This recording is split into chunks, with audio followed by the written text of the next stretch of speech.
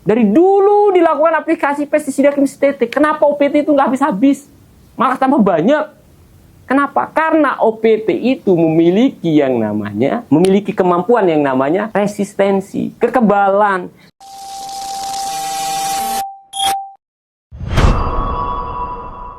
Hai, jumpa lagi bersama saya Wika. Tentunya di channel kita yang sama-sama kita cintai. Ibu bapak petani yang terhormat, di video kali ini kita akan membahas tentang bagaimana sih cara melestarikan musuh alami. Saya hanya menyebutnya di video-video sebelumnya. Lestarikan musuh alami, lestarikan musuh alami, lestarikan musuh alami. Saya hanya menyebutnya. Nah, sekarang bagaimana sih caranya melestarikan musuh alami itu? Nah, ibu bapak petani yang terhormat, mari kita bahas. Mari kita bahas. Kita kupas tuntas bagaimana caranya melestarikan musuh alami yang saya maksud di video-video saya sebelumnya. Untuk ibu bapak petani yang terhormat yang belum menonton video tentang musuh alami, silahkan ditonton dulu, baru lanjut ke video saat ini atau video saya yang sekarang ini. Cara melestarikan musuh alami itu, ibu bapak petani yang terhormat, tentunya kita harus menanam tanaman yang memang bisa mengundang datangnya musuh alami itu. Tanaman yang kita maksud tentunya bukan tanaman yang ibu bapak petani yang terhormat budidayakan atau kita sebutnya adalah sebagai tanaman utama, tetapi ada tanaman lain yang akan kita tanam di antara atau di pinggir-pinggir atau di sela-sela tanaman utama yang tentunya ibu bapak petani yang terhormat budidayakan. Nah, tanaman itu kita menyebutnya dengan nama refugia. Saya ulangi, tanaman itu kita menyebutnya adalah refugia. Refugia namanya ibu bapak petani yang terhormat. Sebelum saya lanjutkan, agar ibu bapak petani yang terhormat bisa mengaplikasikan langsung atau bisa menerapkan langsung tanaman refugia ini, saya harapkan kepada ibu bapak petani yang terhormat, setelah mendengar video dari saya, sekali lagi, setelah mendengar video dari saya sangat mengharapkan kepada ibu bapak petani yang terhormat untuk langsung menghubungi, langsung mencari POPT, pengendali organisme pengganggu tumbuhan ibu bapak petani yang terhormat miliki di tempat tinggal ibu bapak petani yang terhormat, yaitu di kecamatan. Karena petugas pengendali organisme pengganggu tumbuhan atau disingkat dengan nama POPT ini adanya di kecamatan ibu bapak petani yang terhormat, karena wilayah kerjanya itu adalah kecamatan, bukan kabupaten, bukan desa, kecamatan. Itu ibu bapak petani yang terhormat. Memang agak susah dicari POPT ini karena sedikit ya, sangat sedikit ya banyaknya. Cari itu ya, cari POPT itu ibu bapak petani yang terhormat. Dari definisi tanaman refugia. Tanaman refugia itu ibu bapak petani yang terhormat didefinisikan sebagai tanaman-tanaman, tentunya di luar tanaman yang ibu bapak petani yang terhormat budidayakan. Tanaman utama kita menyebutnya, di mana tanaman-tanaman tersebut bisa mengundang, bisa menghalau, bisa menarik, bahkan bisa menyediakan tempat berlindung, bisa menyediakan tempat tinggal, dan tentunya menyediakan makanan yang dibutuhkan oleh musuh alami tersebut. Makanannya berupa apa? Ada namanya serbuk sari, ibu bapak petani yang terhormat. Itulah tanaman refugia, ibu bapak petani yang terhormat. Nah, sekarang kenapa dibilang bisa mengundang, bisa menolak, bahkan bisa menarik? Ibu bapak petani yang terhormat pasti bertanya, kenapa sih kita harus menanam tanaman refugia? Ibu bapak petani yang terhormat, tanaman refugia ini secara garis besar, secara umum, di samping di tanamannya sendiri sudah bisa menolak atau menghalau hama dan juga bisa menarik datangnya hama sehingga tidak menyerang tanaman utama, yaitu tanaman utama yang kita maksud di sini adalah tanaman yang ibu bapak petani yang terhormat budidayakan tentunya. Jadi hamanya yang ditarik ke tanaman itu sehingga tidak menyerang tanaman utama, yaitu tanaman yang ibu bapak petani yang terhormat budidayakan. Itu namanya atraktan, tanaman atraktan, ibu bapak petani yang terhormat. Nah, Mari kita bahas sekarang, atau kita sebutkan contoh-contoh realnya, Ibu Bapak petani yang terhormat. Kita mulai dari tanaman refugia secara umum, sebelum kita ke tanaman mana yang masuk repelan, mana yang masuk atraktan tadi. Kita akan bahas secara umum dulu, yaitu tanaman refugia. Jenis-jenis tanaman refugia ini terdiri dari 4, Ibu Bapak petani yang terhormat. Yang pertama, itu tanaman-tanaman dari tanaman hias. Ini, intinya sebenarnya di tanaman refugia ini, tanaman-tanaman yang berbunga. Selain berbunga, bunganya itu warnanya terang, warnanya cerah, atau warnanya mencolok. Ini intinya. Kenapa? Karena di tanaman refugia inilah tempat tinggal, tempat tersedianya makanan dari musuh alami. Musuh alami yang kita maksud di sini spesifik ke predator dan parasitoid, Ibu Bapak petani yang terhormat. Saya ulangi, musuh alami yang kita maksud di sini adalah spesifik ke predator dan parasitoid. Atau kalau lebih spesifik lagi, serangga predator dan serangga parasitoid. Itu, Ibu Bapak petani yang terhormat. Sudah saya sebutkan tadi satu, yaitu tanaman hias. Tanaman hias seperti apa? Kita mengenal ada yang namanya bunga matahari, ya, ada bunga kertas, ada bunga kenikir. Itu tanaman hias, itu Ibu Bapak petani yang terhormat. Itu tanaman hias. Silahkan ditanam itu di antara atau di pinggir-pinggir atau di sela-sela tanaman utama. Tanaman utama yang kita maksud di sini, saya tekankan lagi, saya perjelas lagi, yaitu adalah tanaman yang Ibu Bapak petani yang terhormat budidayakan. Terus yang kedua, selain tanaman hias tadi, yaitu sayur-sayuran, Ibu Bapak petani yang terhormat. Tanaman sayur-sayuran. Nah, tanaman sayur-sayuran di sini, Ibu Bapak petani yang terhormat, itu adalah tanaman-tanaman yang memang bisa mengundang musuh alami tadi, yaitu serangga predator dan serangga parasitoid. Kita mengenal contohnya ini, kita kenal contohnya itu seperti jagung, seperti kacang panjang, Ibu Bapak petani yang terhormat, seperti bayam. Ya itu contohnya, dan masih banyak lagi yang lainnya. Silahkan dicari. Mungkin berdasarkan pengalaman dari Ibu Bapak petani yang terhormat, banyak sekali akan dijumpai sayur-sayuran yang bisa menjadi refugia. Itu yang kedua. Yang ketiga adalah gulma.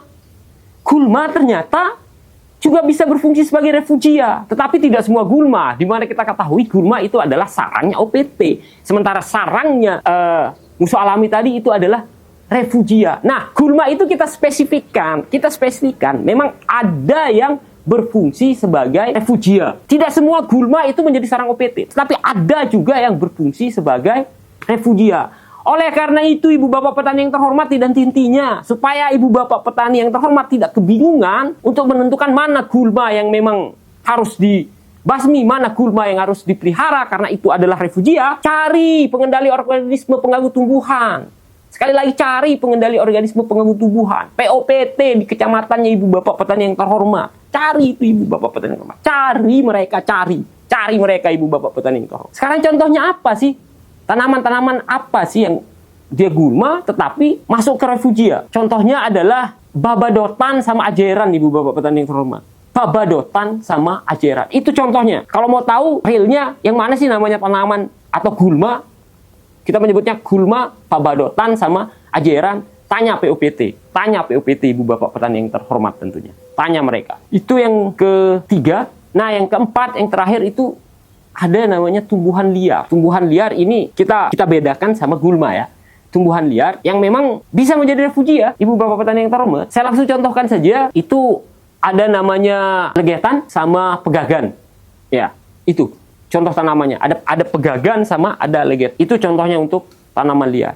Itulah contoh-contoh tanaman refugia secara general. Nah, sekarang Ibu Bapak petani yang terhormat, yang mana dari semua refugia yang saya sebutkan tadi itu, contoh-contohnya secara umum tadi, yang mana sih yang dinamakan dengan tanaman repelan tadi, yaitu yang menolak, yang menghalau hama, dan yang mana tanaman-tanaman yang bisa menarik hama, agar supaya tanaman utama, yaitu tanaman yang Ibu Bapak petani yang terhormat budidayakan, tidak terganggu atau tidak diserang oleh hama itu. Sampai 3 kali hama itu saya sebutnya. Karena ini jahat dia, hama itu jahat. Kalau musuh alami itu baik. Jadi hama itu dia itu antagonis, musuh alami itu protagonis. ketika kita ibaratkan sebuah serial sinetron, tentunya ibu bapak petani yang terhormat. Ibu bapak petani yang terhormat, ternyata tanaman-tanaman itu bisa menolak atau bisa menghalau hama. Datangnya, maksud saya ya, datangnya hama. Kita kenal, saya sebutkan langsung contohnya. Ada namanya marigold. Intinya kalau yang menghalau, yang menolak itu adalah tanaman-tanaman yang mengeluarkan aroma atau bau, ya, bau yang begitu khas. Dan itu tidak disukai oleh hama. Ibu bapak petani yang terhormat. Dan rata-rata tanaman-tanaman ini dijadikan sebagai bahan baku atau bahan dasar pembuatan yang namanya pestisida nabati. Itu ibu bapak petani yang terhormat. Yang repelan ini, tanaman-tanaman repelan ini. Rata-rata, bukan rata-rata sih, kesemuanya saya rasa itu dijadikan bahan baku atau bahan dasar pembuatan pestisida nabati. Karena aromanya, karena harumnya. Dia itu menolak atau menghalau. Sehingga ingin saya katakan di sini, ibu bapak petani yang terhormat, karena banyak yang sudah mencoba, konten-konten kreator, itu banyak sudah mencoba. Daun mimba, ya saya sebutkan aja contohnya lah. Daun mimba, atau daun sirsak, atau bunga lavender, atau bawang putih, atau marigold, daun sirsak, jahe, dan lain sebagainya, kunyit, dan lain sebagainya. Itu memiliki bau-bau yang memang tidak disukai oleh hama. Jadi, ketika ada konten kreator yang lain mencontohkan, sekali lagi pesdap dari bahan-bahan dasar itu bukan membunuh. Bisa mungkin bunuh, tapi kecil kemungkinan. Bukan membunuh, ibu bapak petani terhormat. Karena sifatnya itu adalah, kita kembalikan ke fungsi utamanya, ke fungsi awalnya itu adalah sebagai penolak, repelen. Penolak datangnya hama. Hanya sebatas menolak. Makanya harus dilakukan di bagian-bagian atau di langkah-langkah preemptif di dalam proses budidaya tanaman pertanian yang ibu bapak petani yang terhormat budidaya. Dicoba larutan daun mimba, dicampur dengan jahe, dicampur dengan kunyit, dicampur dengan laos dan lain sebagainya. Dicoba di OPT. Ya tentunya tidak akan mati ibu bapak petani yang terhormat. Karena fungsinya bukan membunuh. Sekali lagi saya tekankan, bukan membunuh, tapi menolak datangnya hama. Menghalau datangnya hama. Itu fungsinya. Makanya saya sarankan kalau mau pakai itu, pakailah pada saat langkah-langkah preemptif. Sebelum hama itu datang. Kalau sudah hamanya datang, ya susah memang. Dia akan bisa. Itulah rahasia dari PESNAP ini. Itu rahasia PESNAP ini. Pestisida nabati. Supaya ibu bapak petani yang terhormat tidak salah. Tidak salah. Itu saja.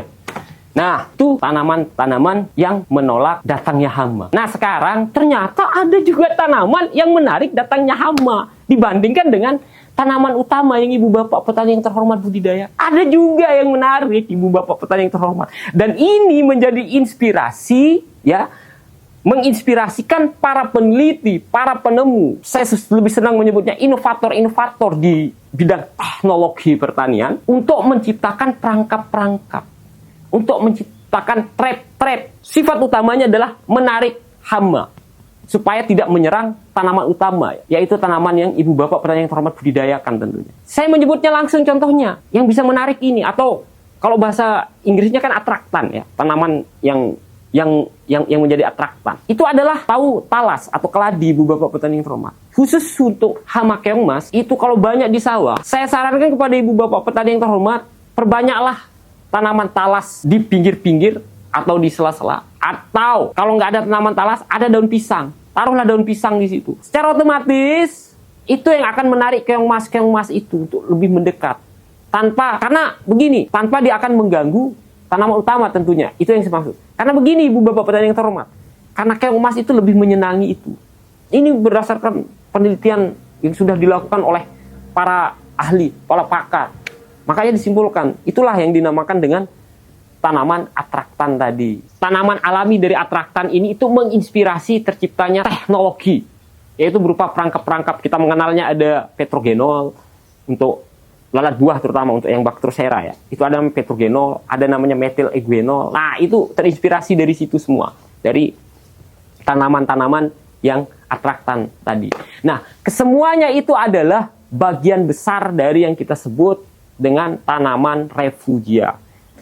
Kesimpulannya ibu bapak petani yang terhormat, kesimpulan dari apa yang saya sampaikan pada video kali ini adalah bahwa sudah saatnya ibu bapak petani yang terhormat, selain menanam tanaman budidaya yang ibu bapak petani yang terhormat usahakan tentunya, saya sarankan, bukan sarankan sebenarnya, saya memohon, saya minta tolong ini ibu bapak petani yang terhormat, tanamlah tanaman refugia tadi.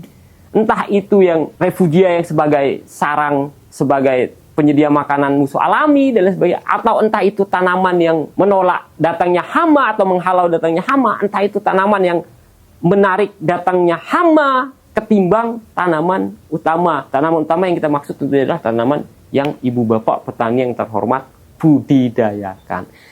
Tanam refugia itu ibu bapak petani yang terhormat, karena saya melihat sangat-sangat minim yang melakukan itu. Sangat-sangat minim. Bagaimana kita akan memperbanyak musuh alami? Sekali lagi, bagaimana kita akan memperbanyak musuh alami kalau nggak ada tanaman refugia itu? Karena gini, ibu bapak petani yang terhormat, tidak menanam tanaman refugia, sehingga hama-hama itu menjadi merajalela karena musuh alaminya tidak ada.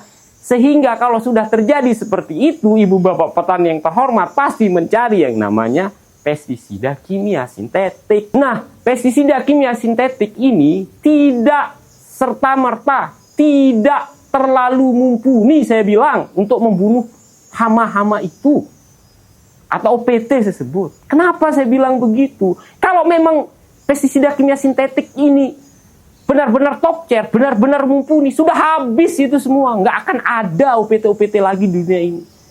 Tetapi itulah kuasa Tuhan yang Maha Esa, ibu bapak petani yang terhormat. Saya sudah bahas kitab Al-Filaha. Di kitab Al-Filaha itu jelas tertulis di sana, lestarikan musuh alami ini. Kenapa? Dari dulu dilakukan aplikasi pestisida kimia sintetik, kenapa OPT itu nggak habis-habis? Malah tambah banyak.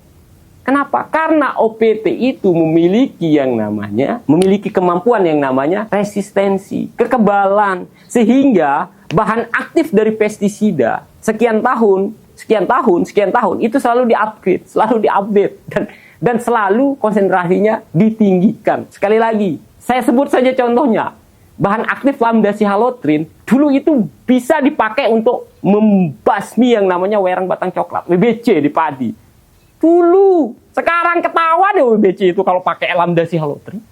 Saya sebut saja ini real, ini fakta yang terjadi. Makanya ditingkatkan terus konsentrasinya, dinaikkan terus. Ini sangat-sangat berbahaya. Sekali lagi, bukan saya menentang atau anti sama yang namanya pestisida kimia sintetik, tetapi perlu manajemen pengelolaan di situ. Saya akan bahas khusus di video saya yang lain tentang pestisida kimia sintetik ini. Saya akan bahas khusus itu.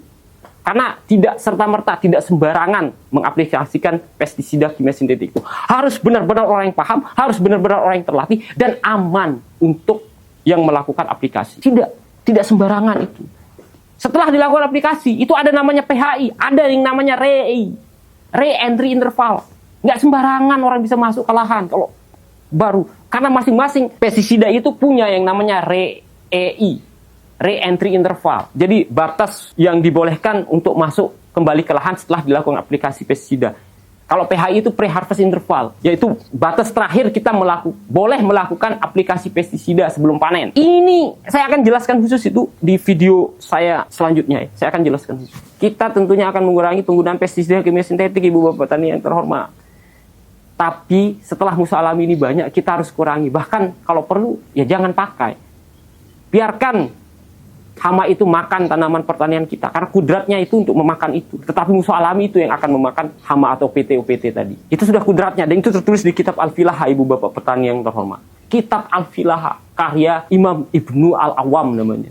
Itu seorang penulis Islam. Semuanya sudah saya sampaikan, ibu bapak petani yang terhormat. Mudah-mudahan bermanfaat untuk kita semua, terutama untuk ibu bapak petani yang terhormat tentunya. Saya Wika undur diri. Sampai jumpa di video selanjutnya.